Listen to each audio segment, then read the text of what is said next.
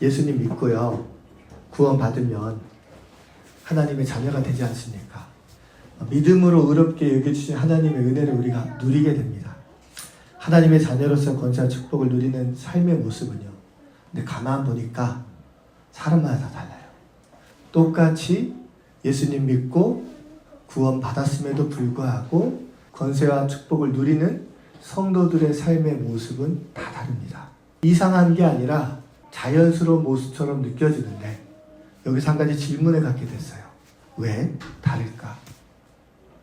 왜 동일한 은혜를 받았는데 동일한 하나님의 자녀로서의 권세와 축복을 소유한 자가 그 은혜를 누리는 삶의 모습은 다를까? 이 질문을 가지고 오늘 말씀을 함께 묵상하시면서 하나님이 우리에게 주시는 축복과 은혜를 저와 여러분이 온전히 누릴 수 있는 삶이 되시기를 주님의 이름으로 축원드립니다. 아멘. 하나님께서 아브라함에게 그 자손이 하늘의 별과 바다의 모래와 같이 많아질 것을 말씀하셨고, 그 자녀들이 400년 동안 이방 나라에서 객이되어 섬기면서 괴로움을 당하다가 하나님의 때가 되면 하나님께서 그들을 이끌어내어 주실 것을 말씀하셨습니다. 이 약속하신 하나님의 말씀이 이루어지는 시대적 상황 속에서 모세가 태어난 겁니다. 야곱의 가족이요, 애굽으로 이주한 후 하나님은 아브라함에게 약속하신 말씀을 그 시간이 가까이 올 때쯤에 아브라함의 자손들은 번성해서 민족을 이룰 만큼 큰 수가 되었습니다. 하지만 애굽의 종처럼 노예로서 그 중한 노역을 받으며 고초를 당하고 있었습니다. 당시 모세가 태어날 때 그 시대적인 상황을 보면, 약속의 말씀을 근거로 해서 보면요, 이렇게 해석할 수 있습니다. 이스라엘 백성들이 애굽에서 받는 고통이 극에 달할수록 하나님의 때가 가까워졌다는 신호라는 걸 이해할 수 있습니다. 그들의 고통이 중해질수록 하나님께 부르짖는 소리는 더 커지고, 아브람과 이삭과 야곱에게 하신 약속의 말씀을 기억하시는 하나님은 하나님의 때 이스라엘을 이끌어낼 계획을 실행할 한 사람을 준비합니다. 성경을 보면 하나님이 그의 뜻을 직접적으로 이루시는 적도 있었지만, 많은 경우에 하나님의 뜻대로 한 사람을 세워서 그 일을 행하셨습니다. 이스라엘 민족을 약속의 땅으로 이끌어야 하는 그 하나님의 사명을 감당할 믿음의 사람 모세는요, 이스라엘 남자아이들이 살지 못하는 시대적 위기 속에서 출생하게 됩니다. 이스라엘 민족이 번성하는 것이 두려워서 애굽은 유아를 말살하는 정책을 시행하였고, 모세 부모는 그 아이가 너무 이뻐가지고 차마 버릴 수 없어서 3개월 동안 몰래 숨어서 키웠습니다. 그러나 더 이상 감출 수 없었기 때문에 바구니에 담아 강으로 떠나 보냅니다. 하지만 하나님의 섭리는, 바로의 딸의 건짐을 받아서 왕궁에 살게 된 모세는 하나님의 인도하심을 따라서 애굽의 모든 지혜를 배울 수 있는 특권을 얻게 되었습니다. 여러분, 하나님이 부르시고 그 뜻을 이루고자 하는 하나님의 사람은 반드시 그 사명을 이루기까지 하나님께서는 보호하시고 인도하십니다. 중요한 건 저와 여러분이 하나님 앞에서 내가 어떤 존재인지를 아느냐 모르냐예요. 21절과 22절을 보시면 왕궁에서 자란 모세는 말과 행실이 매우 능력이 있는 자라고 기록되어 있습니다. 앞으로 이스라엘 이끌어 지도자로서 그 자질과 소양을 잘 갖추게 된 모양새입니다. 마찬가지로요, 오늘을 사는 우리도 여러분이 살면서 보고 배우고 경험했던 그 모든 것들이요, 하나님의 뜻을 이루는 데 사용되는 도구가 되는 것을 믿으시기 바랍니다. 문제는요, 예수님 믿는다고 해서 누구나 다 그 하나님의 뜻을 이루는데 쓰임받는 것은 아니라는 거예요. 앞서 질문드렸던 그 차이점이 여기서부터 비롯돼요. 그러면 누구는 쓰임받고 누구는 쓰임받지 못하는, 왜 그럴까? 누가 하나님께 쓰임받는 자일까요? 여러분 생각에는 어떤 사람이 하나님께 쓰임받고 그 영광이 함께하는 자라고 여기십니까? 핵심은 이겁니다. 내가 가진 것, 내가 보고 배워서 내 것이 된 그 자산이 하나님의 뜻과 연결되는 포인트가 있어야 됩니다. 한번 말씀을 잘 들어보시기 바랍니다. 성경이 분명하게 가르쳐주고 있는 진리 한 가지가 있습니다. 하나님은요, 하나님의 사람을 통해서 이루고자 하는 뜻과 계획이 분명히 있다는 거예요.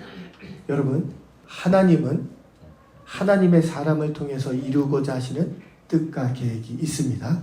따라서요, 어린 시절부터 배우고 경험하여 자신의 것으로 만든 모든 자산은 결국에는 하나님의 나라와 교회를 위한 도구가 될 수 있습니다. 처음부터 어떤 방식으로 쓰임 받을지 알고 준비하는 사람은 없어요.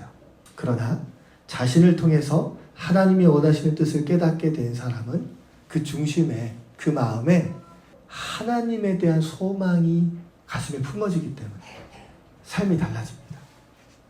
학생이 공부하는 이유, 직장인이 돈을 버는 이유, 가정에서 주부가 생활하는 이유, 어떤 분야든 무슨 일을 하든 그 일을 하는 이유가, 그 목적이 하나님의 영광을 위한 것으로 품어지고 준비가 되면 그 사람의 마음은 변화되기 시작합니다. 그리고 이 진리를 깨닫게 된 자는 그 부르심을 따라 하나님의 때 반드시 쓰임받는 날이 온다는 거예요. 이걸 내가 알고 내 자녀가 알고 내 손주들이 알게 되기를 바라는 마음으로 사는 인생과 모르고 사는 인생, 너무나 다르다는 거예요. 7장 23절을 보시면요, 모세는 40세가 되었을 때 형제 이스라엘 민족을 돌볼 생각을 하게 됩니다. 재밌지 않나요?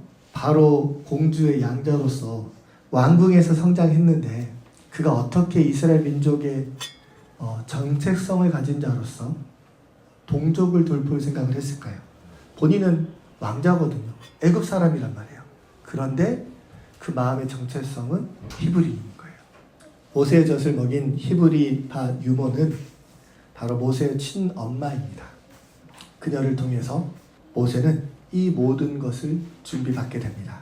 어려서부터 하나님의 말씀을 듣게 하고 하나님의 뜻을 가르쳐주고 이스라엘 민족의 조상이 누구이며 아브라함에게 하나님이 어떤 분이셨고 그를 어떻게 인도하시며 이스라엘 백성 우리가 이 애굽 땅에 어떻게 왔는지 그 모든 과정을 어머니를 통해서 모세는 배웠을 것으로 여겨집니다. 40세가 된 모세는 애굽의 특권을 누리면서 분명한 정체성을 가진 히브리 사람으로서 자신의 형제 이스라엘 자손을 돌볼 생각을 하게 된 겁니다. 그러니까 모세가 비록 왕궁에서 바로의 공주의 자녀로 성장하지만 그의 신분은 왕자이지만 그의 정체성은 하나님의 자손으로 세워질 수 있었던 배경은 젖을 먹이는 그 엄마가 모세의 친엄마였기 때문에 이 모든 것들이 가능했다는 겁니다. 놀랍지 않으세요? 하나님의 그 오묘하신 선, 버려진 아이가 바로의 공주의 눈에 들어와 양자가 되고 그 공주의 자녀로 살면서도 히브리인의 정체성을 가질 수 있도록 하나님이 모든 만남을 인도하신 그 섭리. 우리의 삶도 그와 같다는 것을 여러분이 알게 되신다면, 깨닫게 되신다면 하나님의 은혜가 얼마나 큰지를 우리가 찬양할 수 있을 거라고 믿습니다. 그렇게요, 정체성이 분명한 모세는 그 중한 노동으로 고통당하고 있는 한 그 이스라엘 백성의 원수를 갚아줌으로 하나님께서요, 자신을 통해서 민족의 구원을 이루시겠다는 뜻을 사람들이 알게 될 것을 기대했습니다. 그런데 오히려 이스라엘 사람들은 그를 밀어내고 거부하였습니다. 40세의 모세가 분명한 소명도 알고 정체성도 있는 하나님의 사람으로서 준비되어 있었지만 한 가지 놓친 점이 있었다는 거예요. 하나님의 섭리와 보호와 인도하심 따라서 이스라엘 민족을 이끌 지도자로서 학식으로나 말이나 능력으로서나 잘 준비가 되었지만 가장 중요한 한 가지가 빠져 있었다는 거예요. 바로 하나님의 부르심과 인도하심입니다. 세상의 학문과 지식, 여러 가지 배움, 삶의 경험이 하나님의 일하는데 필요한 것은 분명히 맞습니다. 하지만 가장 중요한 핵심과 본질은요, 하나님의 부르심이에요. 그리고 하나님의 인도를 따라 세워지는 타임입니다. 모세는요, 하나님의 시간표에 맞춰서 그의 부르심 없이 자기의 손으로 문제를 풀어보려고 했다가 결과적으로 그는 광야로 도망쳐서 나그네와 같은 인생을 살게 되었습니다. 그래서 29절을 보시면 미디안 땅에서 나그네가 된 그 모세는 거기서 아들 둘 놓고 삽니다. 그 아들 둘의 이름이요, 그 모세의 마음을 보여주고 있는데, 큰아들은 게르솜이라 해서 내가 타국에서 나그네가 되었다. 둘째 아들의 이름은 엘리에셀이라고 해서 내 아버지 하나님이 나를 도우사 바로의 칼에서 구원하셨다. 그의 심정이 어떠했는지를 분명하게 볼 수 있는 겁니다. 모든 사람은요, 환경의 영향을 크게 받습니다. 잘 나가다 막히면 다시 일어나지 못하는 경우도 있고, 좋지 않은 환경에서 자란 아이들의 성향이 좀 강한 모습이 있는 것도 그와 같은 배경이 될 것인데요. 중요한 점은 예수님을 그리스도라 믿는 하나님의 자녀들은요, 그런 순간이 오더라도 은혜의 시간으로 이끌림 받을 수 있는 축복과 권세가 있다는 것을 기억하시기를 주님의 이름으로 축원드립니다. 미디안 땅에 사는 모세에게요, 소망이 있었을까요? 여러분 어떻게 생각하세요? 왕국에서 살다가 광야로 내몰라졌고 목자로 삽니다. 나그네와 같은 인생입니다. 그 둘째 아들의 고백을, 이름을 통해서 느껴지는 거는, 죽지 않고 살게 돼서 다행이다. 요 정도인 것 같은 모습이었어요. 힘도 없고 열정도 빠지고. 근데 우리 임종원 지사님 보면, 또 우리 조혜자 지사님 보면 나이하고 인생, 그 나이는 숫자에 불과하고 느껴졌어. 사실 모세가 정말 힘이 다 빠졌을까, 열정이 다 식었을까라는 생각도 들긴 하지만, 네, 하나님 앞에서 자신이 민족의 구원을 이루는 지도자로 세워질 것에 대한 그 소명감은 약해졌을 것 같아요. 내가 뭘 할 수 있겠어. 그냥 이렇게 사는 것만으로 감사한 거지. 죽지 않고 사는 것에 감사하며 살지 않았을까. 그런 심정이었지 않을까라는 생각이 들었을 그때예요. 하나님께서요, 누가 너를 관리와 재판장으로 세웠냐고 거절했던 그 모세를 가나안 땅으로 이끌 이스라엘의 관리와 속량자로 부르셨습니다. 약속의 말씀 이루어갈 이스라엘 민족의 지도자로 하나님이 그를 부르셨고 그를 사명자로 세우셨습니다. 근데 이걸 지금 누가 말하고 있어요, 여러분? 지금 이 얘기를 누가 하고 있냐면 스데반 집사님이 하고 있습니다. 스데반 집사님이 공회에서 자신을 고소한 유대인들을 향해서 이 이야기를 지금 하고 있는 거예요. 여러분, 성령과 지혜가 충만한 자가 되면요, 이와 같이 한 시대를 통해서 하나님이 원하신 뜻이 무엇인지를 깨닫게 됩니다. 그 뜻을 이루기 위한 믿음의 사람은 어떤 과정을 거쳐야 되고 무엇이 준비되어야 되는지를 볼 수 있는 영적인 눈이 열린다는 거예요. 이 은혜가 있으면 좋지 않겠습니까? 성령과 지혜가 충만하시길 주님의 이름으로 축원드립니다. 사모하세요. 사모하셔야 됩니다. 말씀 붙잡고 기도하시면서 사모하시기 바랍니다. 믿음의 눈이 떠지면요, 그래서 과거, 현재, 그리고 앞으로의 일들까지 말씀으로 볼 수 있어요. 현재 시대적 상황과 과거의 일들까지도 해석할 수 있는 지혜가 주어진다니까요. 하나님의 시선으로 세상을 보면서 하나님의 뜻을 따라 인도받기를 소망하는 마음도 품어진단 말입니다. 공회에서 자신을 고소한 유대인들을 향해서 스데반처라는 이야기를 통해 우리에게 주신 하나님의 메시지는 크게 몇 가지로 나눌 수 있습니다. 첫 번째는요, 하나님은 어디서나 계신다. 이게 너무나 당연한 사실이죠. 그 당시 유대인들의 입장에서는요, 이건 정말 받아들이기 어려운 진리예요. 이스라엘 역사를 생각해 보세요. 애굽에서 나와서 성막 중심의 신앙생활을 했습니다. 하나님의 임재를 성막에서 경험했고, 다윗이 준비하고 솔로몬이 건축한 예루살렘 성전에서 하나님을 경배하며 하나님을 만났습니다. 그런 이스라엘 역사 가운데 예루살렘 중심으로 오랫동안 그 규례와 전통과 문화를 지키며 성전 중심의 삶을 살아왔던 유대인들에게 성전이 아닌 다른 곳에서 하나님의 임재를 경험하고 희생제물 없이 하나님께 예배하며 하나님을 만날 수 있다? 이건 말이 안 되는 일이에요. 그런데 이게 깨지지 않으면 예수를 믿을 수가 없어요. 스데반이 지금 이 얘기를 하는 거예요. 모세는 어땠냐? 미디안에서 하나님이 그를 부르셨다. 거기가 성전이냐? 네가 서 있는 그 땅, 거룩한 땅이다. 이 말의 의미가 뭐예요? 하나님이 임재하신 그 땅이 거룩한 땅이 되는 거예요. 하나님이 계신 그곳은 거룩한 곳이 되므로 성전에만 하나님이 머무는 게 아니다. 지금 스데반이 하고 있는 모세의 이야기는 그걸 말하는 거예요. 애굽에서 종으로 살던 요셉과 함께했던 하나님, 성전에 계셨던 그 하나님 아니다. 베델에서 돌베개 베고 잠자고 있었던 야곱에게 나타나시던 그 하나님, 성전에만 머물던 하나님이 아니시다. 우리의 조상 아브람을 하나님이 갈대아 우르에서 불러내지 않으셨냐. 하나님은 성전에만 계시는 분이 아니라 성전 바깥 어느 곳에서나 계시는 하나님이라는 걸 지금 스데반은 모세의 이야기를 통해서 전하고 있는 겁니다. 그 사도행전 7장 47절에서 50절 말씀 같이 한번 읽겠습니다. 시작. 솔로몬이 그를 위하여 집을 지었느니라.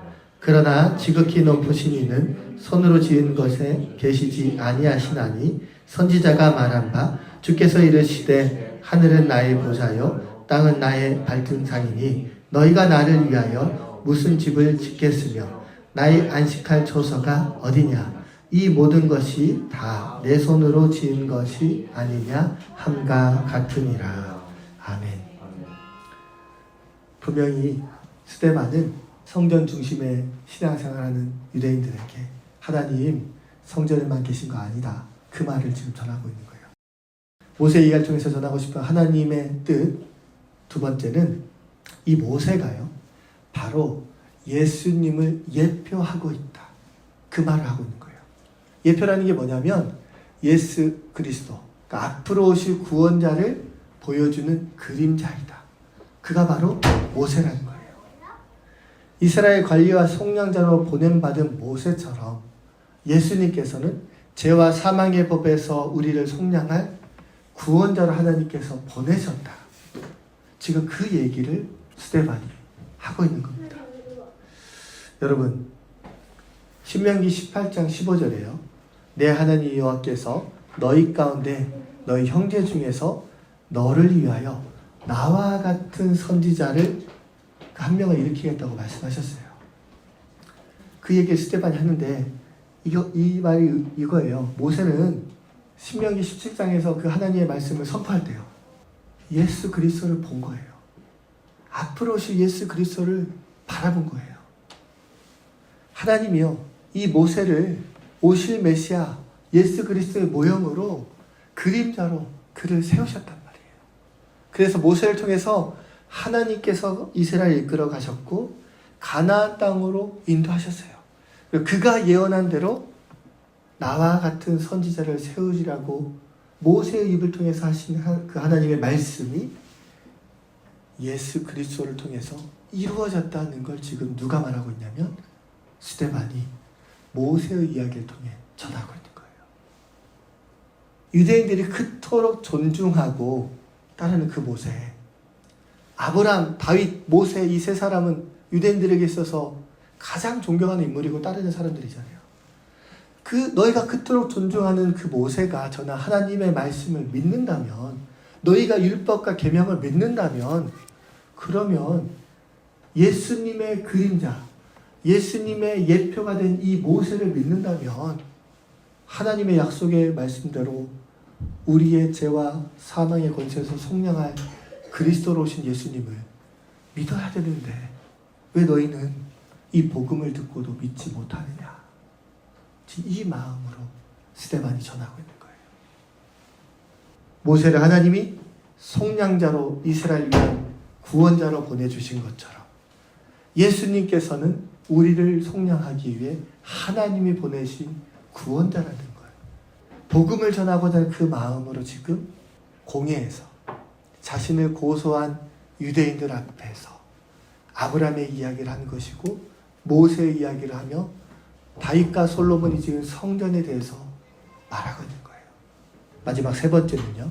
스데반은 모세의 이야기를 통해서 은혜를 잃어버린 이스라엘을 말하고 있습니다.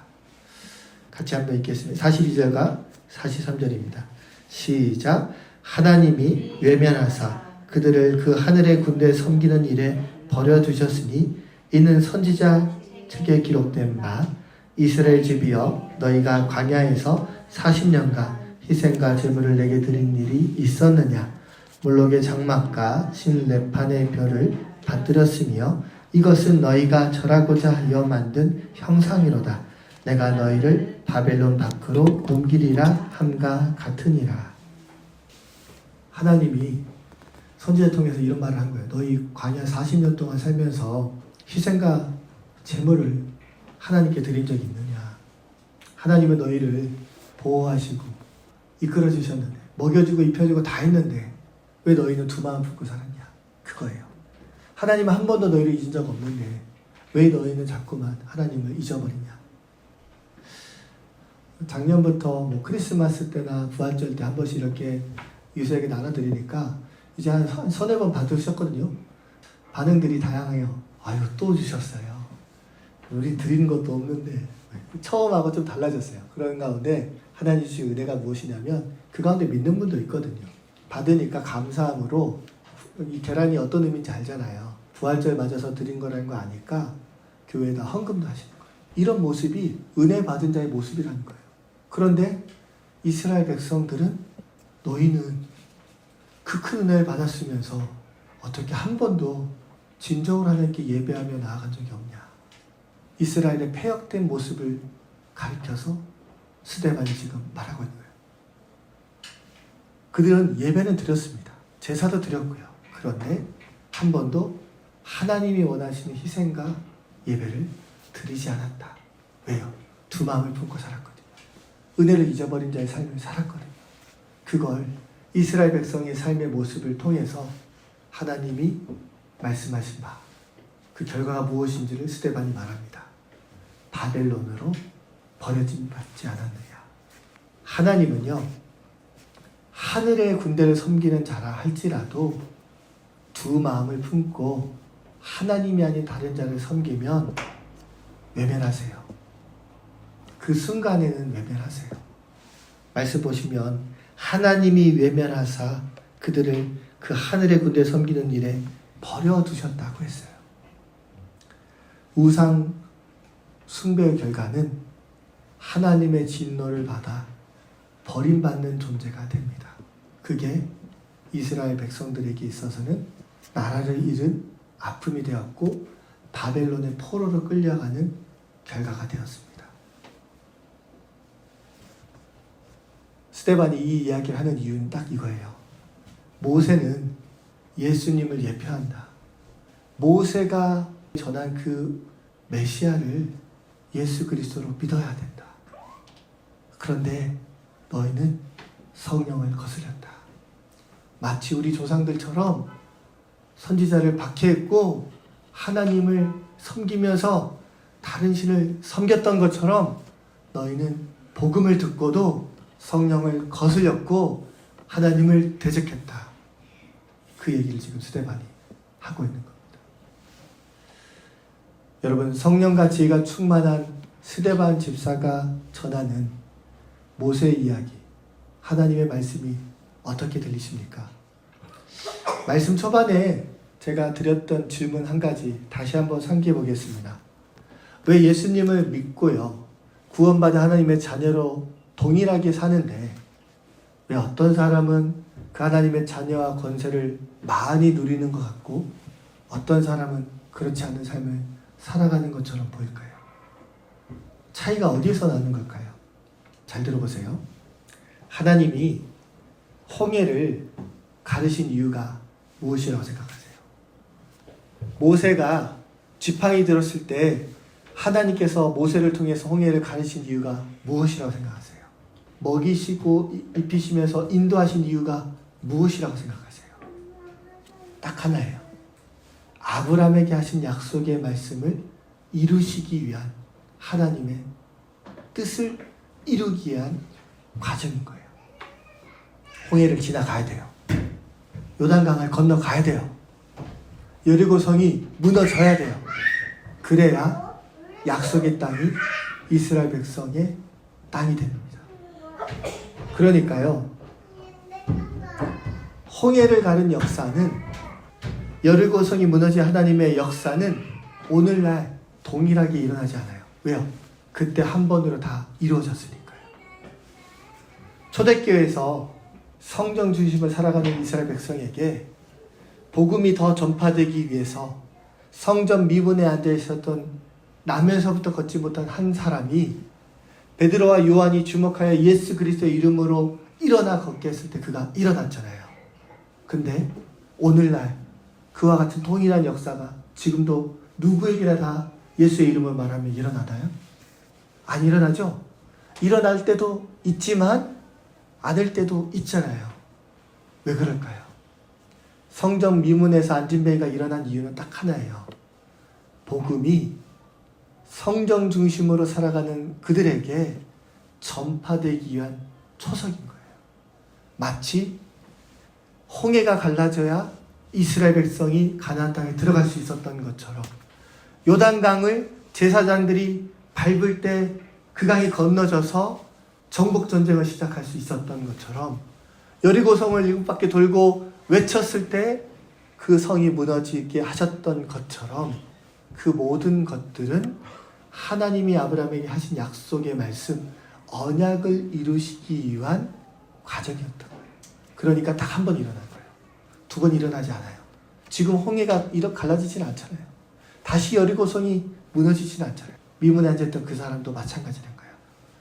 예루살렘 교회가 분명한 하나님의 뜻에 따라 세워질 수 있도록 베드로와 요한을 통해서 하나님이 그를 일으켜 세웠다는 거예요.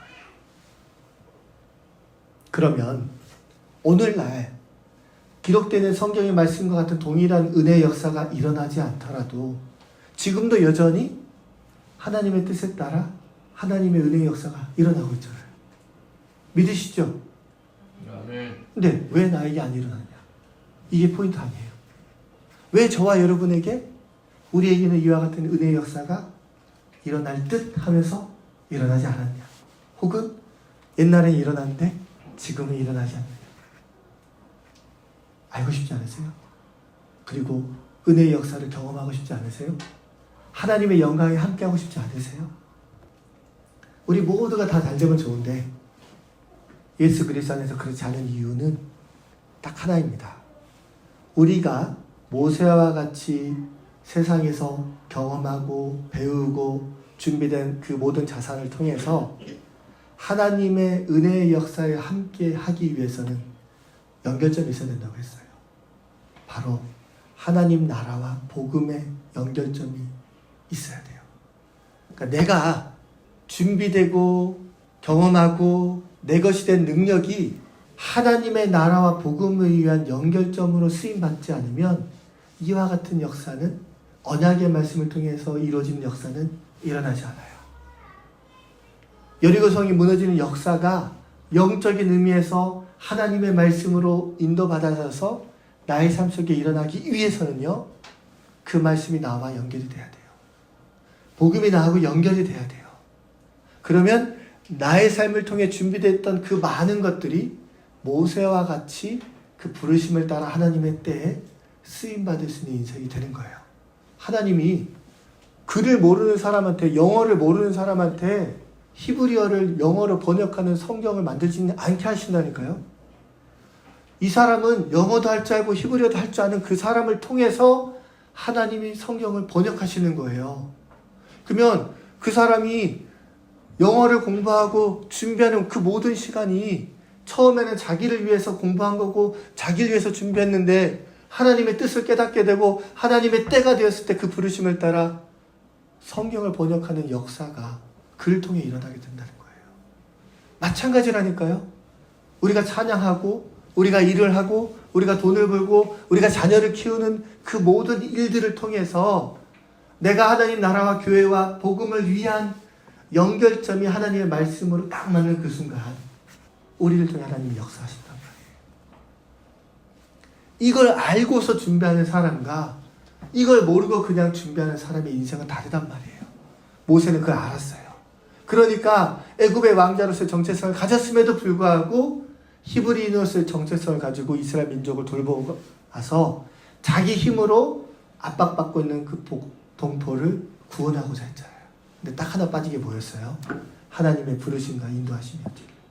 모세 다 준비되어 있었어요. 세상적으로 말하면. 네. 하나님의 그 부르심과 인도가 그에게 아직 없었기 때문에 그는 40세에는 실패했던 거예요. 그러나 하나님의 부르심과 인도를 받은 80세가 되었을 때 그는 이스라엘 백성이 거부했음에도 불구하고 하나님이 그를 이스라엘을 약속의 땅으로 이끌 관리와 속량자로 세우셨고 그를 보내셨어요.